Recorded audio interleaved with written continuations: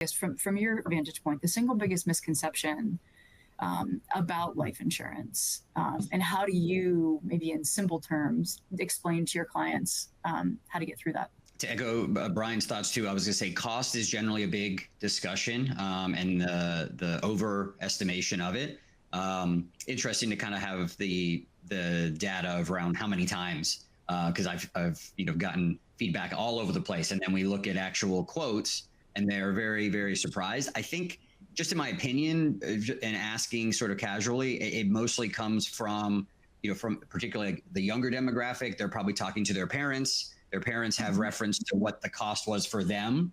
But as we can, we know on this call, but many consumers don't, is, it's a very personal pricing metric, right? It's based off of your health when you go and apply, and it's based off of your age and those factors. So I think, yeah, cost is definitely one. Also, just ease of getting the policy. I think the steps and how long it takes is also a big misconception. That's usually sort of the eyebrow raise moment where I kind of can explain, particularly to younger clients, how quickly they could potentially have a policy approved. I've had some that were within a week's time with certain carriers. Others, yes, can be longer, but I would say the industry and insurance carriers, from ones that I've dealt with, are constantly trying to speed up that process and make it easier on all of us to get policies. So those are kind of the two big ones: cost and kind of ease of access.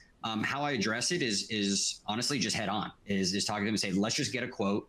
Let's do some analysis and really paint a picture of, if you weren't here next month, next week, what would you want to have happen? And that also then kind of dives into a little bit more of, I'm not just arbitrarily coming up with a coverage number. It's really coming from them, from what they want.